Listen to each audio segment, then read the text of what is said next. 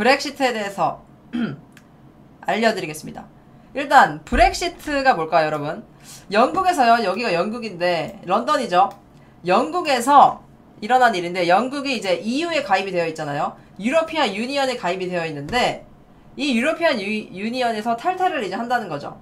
그래서 이게 브리테인이잖아요. 영국이 브리테인인데 브리테인이랑 익싯이 나간다는 뜻이죠. 그래서 요거를 합쳐 놔보니까 브렉시트라는 말이 생긴 거지. 이게 원래 그리스가 유럽연합을 탈퇴할 때 그렉시트라는 말이 있었잖아요. 거기서 이제 가져온 거죠. 그래서 이제 브렉시트가 지금 나오는 게 장난 아니, 지금 엄청난 파장을 일으키고 있는데, 일단 유럽연합 같은 경우에는 대표적인 나라가 어디가 있죠? 뭐 독일도 있고 프랑스도 있고 영국, 아일랜드, 스웨덴, 덴마크 뭐 등등이 있는데 한 28개국이 있는데, 유럽이 여기서 탈퇴를 하면은 27개국이 되는 거죠. 뭐 베네룩스도 있고요. 근데 이게 여기서 지금 영국에서는 이 사람 알아요, 여러분? 이 사람 알아요? 이 사람이요, 데이비드 캐머런 총리예요. 영국 총리인데 이마가 상당히 넓네요. 데이비드 캐머런 총리인데 토마스 기차래. 이 사람이 2015년 5월 총선에서 내가 만약에 승리를 한다면 EU 탈퇴 여부를 묻는 국민투표를 실시를 하겠다라고 그랬어요. 그래서 이 사람이 당선이 돼서 2016년 6월 23일에 이 투표가 진행이 됐고, 영국 국민들에게 이제 투표를 이제 한 거죠. EU를 과연 우리가 떠날 것인가 아니면은 잔류를 할 것인가. 이제 국민이 투표를 한 건데, 여기서 투표 결과가 어떻게 나왔냐면은 이렇게 나왔어요. 보면은 leave, 떠나자가 51.89%, 그러니까 거의 51.9%라고 보고, 그리고 아니다, EU에 남아야 된다, 이게 48.11%. 거의 비슷해요. 사실 의견이 진짜 갈리는데, 이게 거의 반반이면은 사실 더 힘들어지거든요. 왜냐면 이제 반대 이렇게 쏠리는 게 아니기 때문에. 그래서 어쨌든 리브에 떠나자라는 표가 더 많잖아요. 조금이라도 더 많기 때문에 EU를 우리는 떠나겠다 이제 라고 한 거죠. 그래서 사실 영국이 EU존에 가입한 게 1973년인데 지금 한 43년 만에 EU를 떠나게 되는 거죠. 역시 반반을 시켜야 된대. 애매하다, 총리가 골 터지겠다 라고 이제 하는데, 자, 그래서 이제 영국이 탈퇴를 하면 27개국으로 줄었고요. 근데 이제 영국이 탈퇴를 하니까 약간 이제 유럽의 이제 주변 국가들도 나도 좀 하고 싶다 라고 하는 국가들이 있어. 거기가 어디냐면은 뭐 이런 데가 있죠. 이게 향후 탈퇴 연합국이 될 수도 있는데, 프랑스 아니면 뭐 덴마크나 스웨덴, 핀란드, 폴란드, 헝가리, 체코, 뭐 이런 데서 약간 국민들이 아니 영국도 하는데 우리도 하자, 왜 EU에 있는지 모르겠다 라고 하면서 지금 뭐 목소리를 좀 높이고 있는 그런 상황이에요. 그런 상황. 근데 자, 그러면은 영국이 유러피안 유니언에 가지는 불만사항이 있을 거 아니에요. 불만사항이 있겠죠. 이 불만사항이 뭔지를 우리가 알아야지. 왜 43년 동안 EU에 있었는데 어떠한 불만사항이 생겨가지고 여기서 이제 나오게 됐느냐, 이게 궁금하잖아요. 선동의 소리가 나온다. 자, 그래서 일단 첫 번째 같은 경우에는 국가 분담금의 부담이 있는데, 영국 같은 경우에는 일단 자국민들이 엄청나게 열심히 일을 해요. 엄청나게 열심히 이제 일을 하는데, 일을 해가지고 내가 벌어먹은, 그러니까 내가 번 돈을 못 사는 나라들을 도와주는 거죠. 그러니까 유럽에 다양한 국가들이 있는데, 영국 같은 경우에는 경제 규모가 한 6위 정도 되고 상당히 이제 복지 혜택도 좋고, 그래서 이민자들도 상당히 많이 들어오는데, 이렇게 이제 금융업이 또 중심이 되기도 하잖아요. 그래서 경제 규모가 상당히 높은데 여기서 우리가 많이 벌어가지고 왜 못 사는 나라를 도와줘야 되느냐 이거지. 아니 우리끼리 잘 먹고 잘 살아야 되는데 그렇게 하고 싶지 않다. 이게 일단 첫 번째 이유죠. 이게 일단 첫 번째 이유고요. 두 번째는요, 이민자에 대한 부담인데, 이걸 보면은 이미 통계가 이렇게 나와 있어요.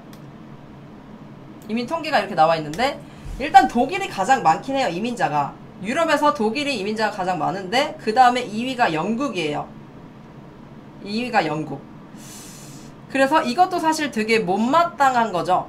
왜냐면은 EU 측에서는, 그러니까 유러피안 유니언 측에서는 인도주의적 차원에서 난민 수용을 해야 된다, 이렇게 요구를 하는 거지. 유러피안 유니언이 가입된 국가로서 난민을 무조건 수용을 해야 돼, 그게 의무다라고 하는데, 영국은 일단 상당히 막대한 자본이 있어요. 막대한 자본이 있고 경제력을 가진 아주 부자 나라인데, 그리고 복지나 이제 무상 의료 혜택 같은 게 상당히 좋아서 난민들이 여기에 정착하고 싶어 하는 게 당연하지. 왜냐면은 난민들, 여러분들 같은 경우 생각을 해봐요. 내가 난민인데 부자 나라 가고 싶어요? 아니면 가난한 나라 가고 싶어요? 당연히 부자 나라 가고 싶잖아요. 그래서 이제 영국에 기하급수적으로 난민이 늘어난다는 거지. 그리고 이제 독일 같은 경우에는 이렇게 난민이 많긴 하지만, 이민자가 많긴 하지만, 유럽 EU 내에서 주도권을 가지고 있기 때문에 그렇게 뭐 영국만큼 큰 불만이 없다 이거죠. 그리고 터키가 EU에 가입을 했어요. 그죠? 터키가 EU에 가입을 했고, 그럼으로 인해서 상당수의 터키 이민자들이 추가 유입이 되어 정착할 것으로 예상이 된다 이거지. 영국에. 그래서 난민들에 대한 영국의 부담감이 계속해서 커질 수밖에 없다는 거죠. 만약에 여러분들 뭐 예를 들어서 아시아의 연합체가 생겼다. 근데 이제 우리나라도 난민을 수용을 해야 된다. 그래서 뭐 파키스탄에서 오고요, 인도에서 오고요, 필리핀에서 와요, 막 난민들이 와요. 그러면은 여러분들이 어떨 것 같아요? 그 받아들이기 그렇게 쉽지는 않아요. 쉽지는 않지. 뭐 아무튼 이제 그래가지고 이민자에 대한 부담이 상당히 크다. 우리는 부자고 우리끼리 지금 잘 먹고 잘 살아야 개이득인데 왜 이민자를 받아야 되냐, 그러니까 이런 거죠. 그리고 또 이민자들이 많아지면 이제 인구가 많아지고 청년 실업이 생길 수도 있고, 아니면 테러의 위협에 조금 더 노출이 될 수도 있고, 받아들이기 쉽지 않아요. 쉬운 게 아니라 절대 반대입니다, 우리 틈타님께서. 아무튼 지금 일단 이민자에 대한 부담도 있고요, 두 번째로. 그리고 세 번째로는 영국이 일단 EU에서 주도권이 없어. 유럽연합 거기에다가 돈을 상당히 이제 많이 내는데, 아까 전에 이제 국가 부담금을 상당히 많이 낸다 그랬는데, 그게 뭐냐면은 요거 한번 이제 보면은, 요거를 보면은 국가 부담금을 두 번째로 많이 내요. 유러피안 그 유니언에서, 유럽연합에서. 1위가 독일이에요. 독일이 영국보다 많이 내죠. 여기를 보면은 왼쪽에. 근데 영국이 이제 두 번째로 많이 내는데, 우리가 이렇게 많이 내는데도 불구하고 왜 우리는 주도권이 없냐 이거지. 그러니까 이게 투표권 같은 경우만 보더라도 영국은 8%밖에 안 돼요. 유럽 안에서 8%밖에 안 돼. 그러니까 독일이 거의 주도권을 다 가지고 이제 막 행세를 막 하니까 영국 입장에서는 열을 받는 거지. 내가 이렇게 많이 기여를 하는데 권리가 없으니까.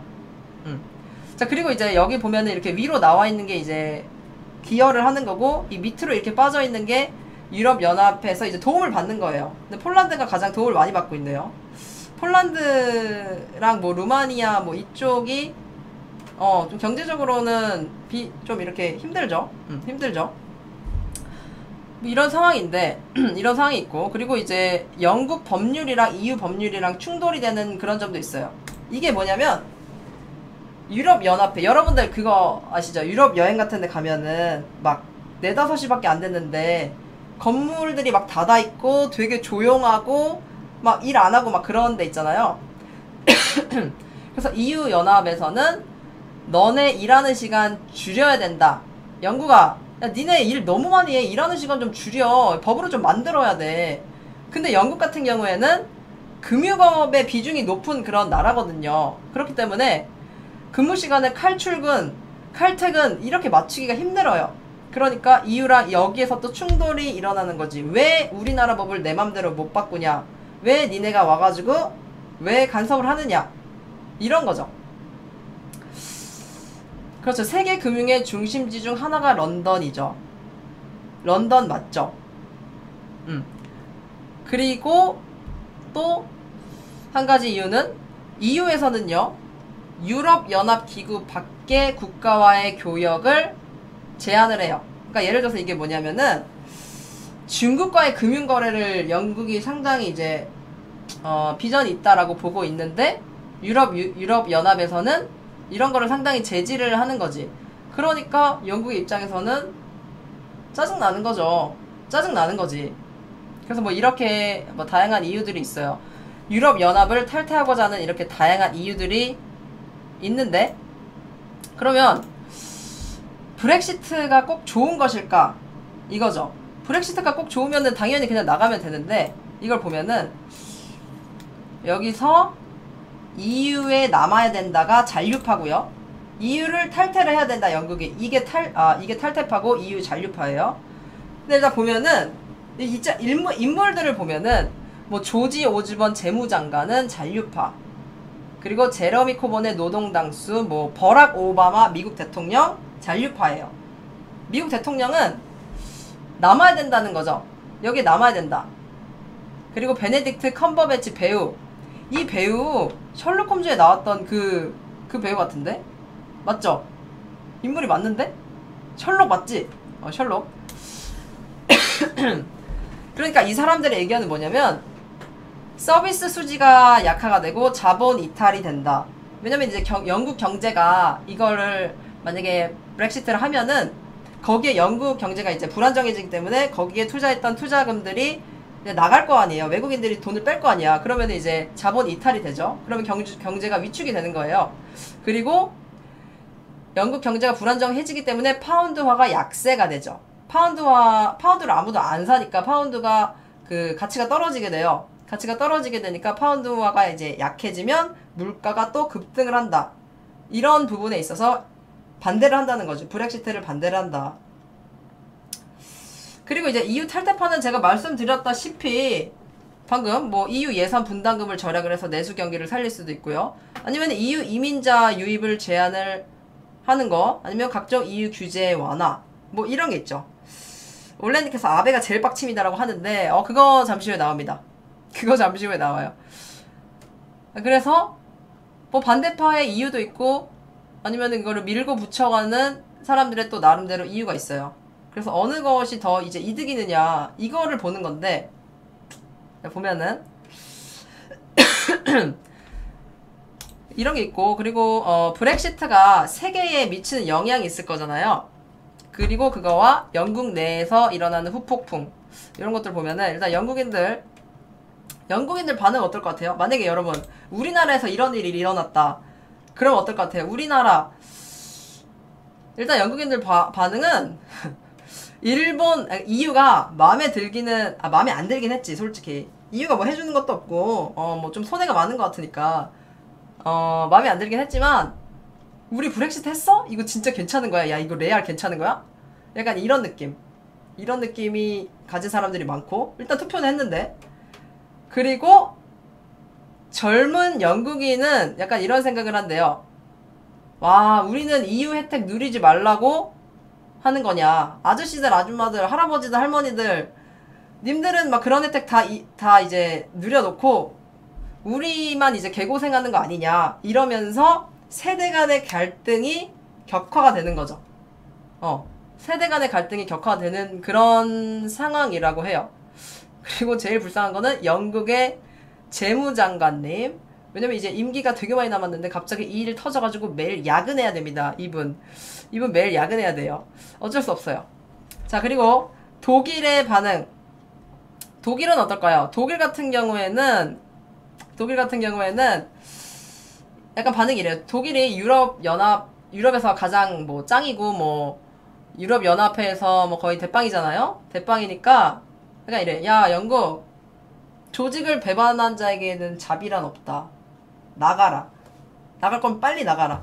약간 이런 반응이고, 그래서 독일 같은 경우에는 유럽 연합 정상들 그리고 영국 그러니까 유럽 연합 정상들은 영국이 최대한 빨리 나갔으면 좋겠다 이렇게 좀 강경하게 말을 하고 있죠. EU 위원장도 여유 부리지 말고 빨리 나가라. 그러니까 이런 거예요. 약간 이런 반응을 가지고 있고 그리고 이제 미국 같은 경우에 어떨까요? 미국 같은 경우 여러분 미국 이게요 요새는 이제 딱 글로벌 시대이기 때문에 어떤 한 나라에서 뭔가 터지면은 이게 그 나라뿐만이 아니라 영향이 세계적으로 다 미쳐 가잖아요. 그래서 미국 같은 경우에는 일단 안 좋아하죠. 아까 봤죠? 그 잔류파 이런 거 보면은 잔류파에 오바마 있잖아요. 그러니까 이게 뭐냐면은 미국이 일단 주도해온 국제 안보 질서에서 균열이 발생을 하는데 이런 거지. 야, 영국 니 때문에 이제 내가 유럽을 좀 믿고 신경을 안 쓸 수 있었는데 왜냐면은 영국이 미국과 유럽 연합을 이어주는 다리 역할을 하거든요. 다리 역할을 하는데 얘가 여기서 나와버리니까 이 다리가 없어지잖아요. 다리가 없어지니까 여기서 미국이 얘네까지 이제 또 신경을 써야 되니까 그러니까 아시아에다가 세력을 확장을 해야 되는데 지금 집중을 해서 집중도가 완전 분산이 되는 거죠. 이렇게 되면. 그래서 미국 입장에서는 좀 싫은 거지. 그리고 이제 그래서 이제 영국 같은 경우에는 안 나왔으면 좋겠다 라고 이제 말을 하는 거죠. 그럼 여기서 이제 이득을 보는 쪽이 있어요. 항상 손해를 보는 쪽이 있으면은 이득을 보는 쪽이 있는데 그게 어디냐면은 러시아 같은 경우에는 이놈 나토 새끼들 알아서 니네가 알아서 그 구덩이로 들어가는구나 이러면서 우리는 진짜 개이득이다. 앉아서 개이득이다. 러시아 측에서는 뭐 나토 같은 경우에는 과거 소련을 이제 견제하기 위해서 미국이랑 유럽 국가들이 맺은 그런 동맹인데 지금 알아서 영국이랑 뭐 유럽 연합회들이 막 이러고 있으니까 러시아는 그냥 앉아가지고 꿀맛을 보고 있는 거고 중국도 마찬가지로 자 보면은 미국이 지금 이거를 되게 싫어하잖아요. 미국이 힘이 분산이 돼요. 원래는 아시아에만 쏟아야 되는데 중국을 막 견제하고 막 그렇게 해야 되는데 유럽까지 신경을 같이 써버리니까 힘이 분산이 되니까 중국 같은 경우에 이제 기회를 보는 거지. 어떻게 하면 이 미국 좀 어떻게 좀 해볼까 이제 기회를 보는 거죠. 그래서 서방에 대항하는 러시아랑 중국의 영향력이 더 강해질 것이라는 관측이에요. 그리고 테러 집단 IS 있죠? IS는 어떨까요? IS는 일단 이것은 브렉시트는 알라신의 축복이다. 이렇게 말을 해요. 알라신의 축복. 그러면서 서방 세계의 IS 격퇴 협력 체계가 너무 약화됐기 때문에 알라신의 축복이다라고 하면서 되게 좀 좋아하고 있다고 하고요. 그리고 이제 세계적으로 미친 영향 중에 큰 영향 중에 하나가 이 브렉시트 결정 다음에 2016년 6월 24일 전 세계에서 2,400조 어마어마한 액수인데 2,400조 이상의 주식이 하루아침에 증발을 해버려요.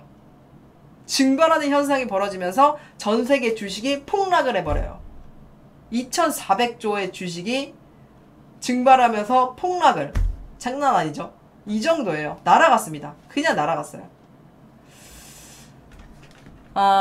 그리고 이게요. 파운드가 이게 영국에서는 유로를 안 쓰고 파운드를 쓰잖아요. 파운드를 쓰는데 엄청 하락을 해요. 원래는 이제 이게 이제 우리 한국의 원이랑 비교를 한 건데 최고치가 1745까지 찍었었는데 최저가 1400. 그러니까 영국이 브렉시트 이제 하면은 나라가 불안하니까 파운드의 가치가 이제 떨어지잖아요. 그래서 여기서 이렇게 곤두박질을 이제 치는 거죠.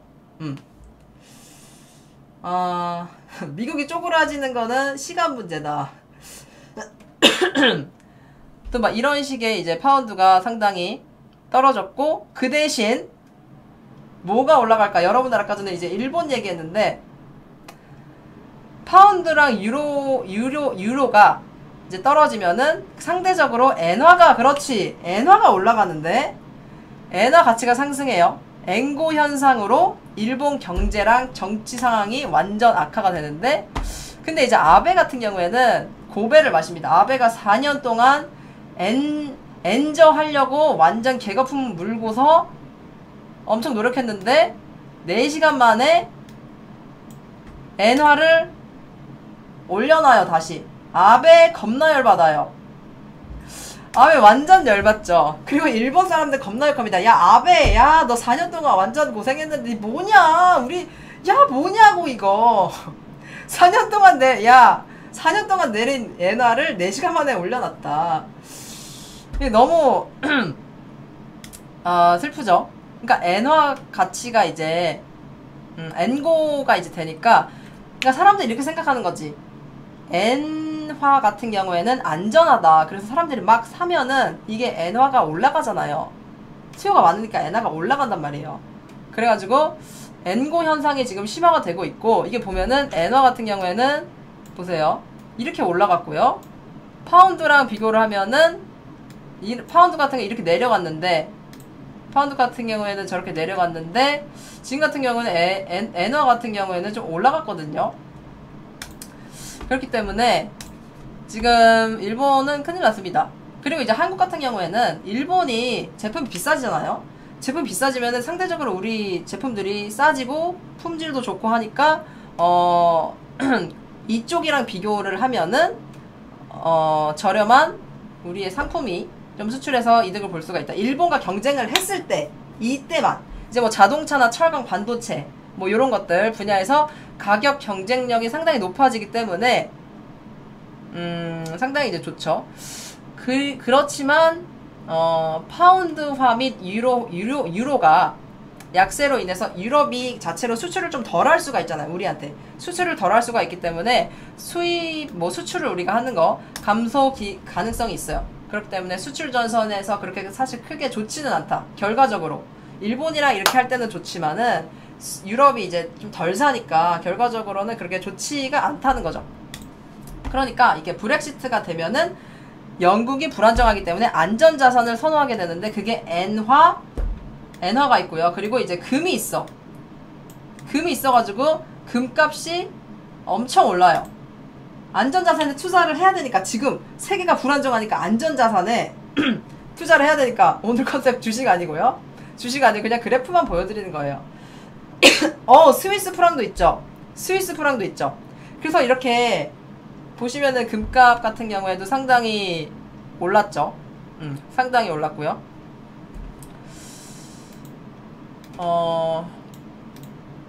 그리고 또 이제 재밌는 거는, 이게 영국이 브렉시트를 하는 게 이런 거잖아. 아니 우리끼리 잘 살면 되지 뭐 우리가 못 사는 나라까지 도와줘야 되냐, 이런 거를 전제로 하고 있잖아요. 이런 걸 전제로 하기 때문에 반세계화와 고립주의 정서가 확산이 돼요.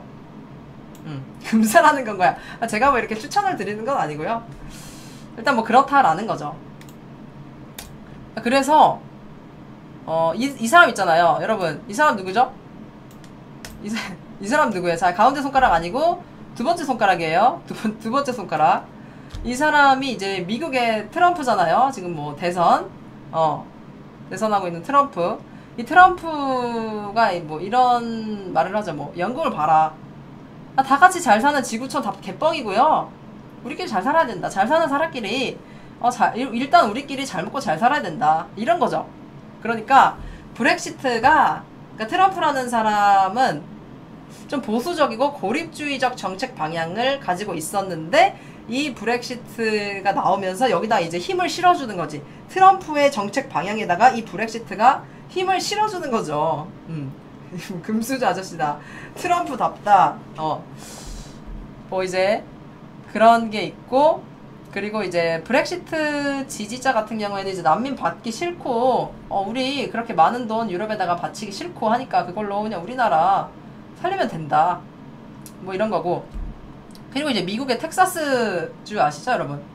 미국의 텍사스 시민들, 그 시민들은 우리도 이제 우리 주민들끼리 충분히 잘 먹고 잘 살 수 있다 라고 이제 하면서, 우리 미국 떠나면 안 되냐, 미국에서 분리돼서 나오겠다 라고 해요. 지금 라고 했다고 하고요.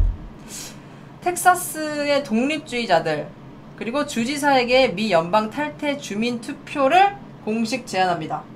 미국의 텍사스도 그런 식으로 했다고 하고, 그리고 이제 마지막으로 스코틀랜드 있잖아요. 스코틀랜드도 만약에 영국 니네가 EU 탈퇴하면은 우리가 영국에 속해 있을 이유가 없다 이제 라고 생각을 해서 스코틀랜드는 EU에 남겠다면서 영국으로부터 독립투표를 또 추진을 해요. 이게 완전 복잡하면서도 상당히 이제 큰일이죠.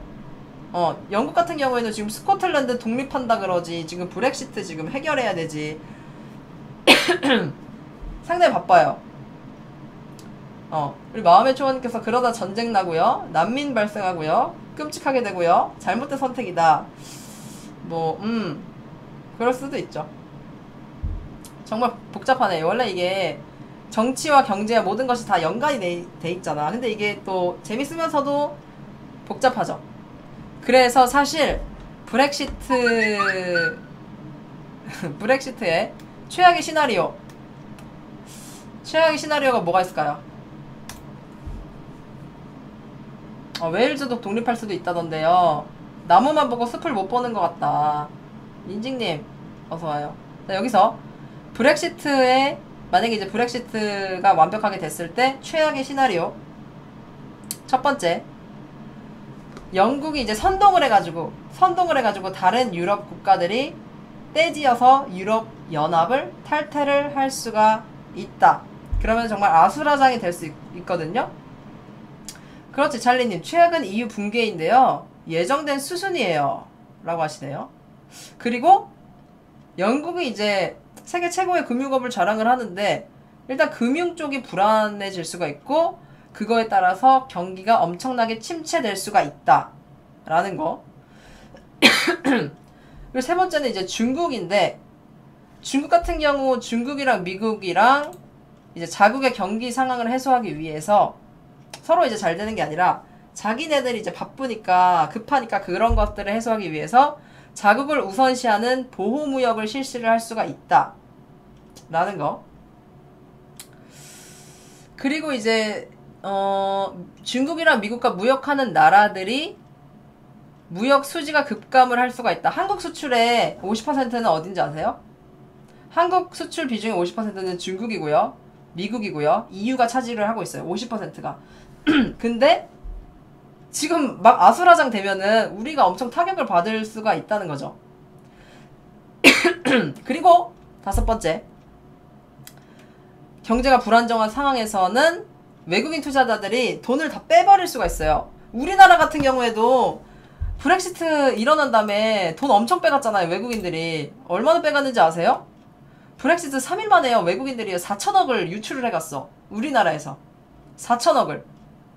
그러니까 뭐 코스피랑 코스닥 뭐 엄청나게 영향을 받았지. 그렇다고 욕할 건 아니고.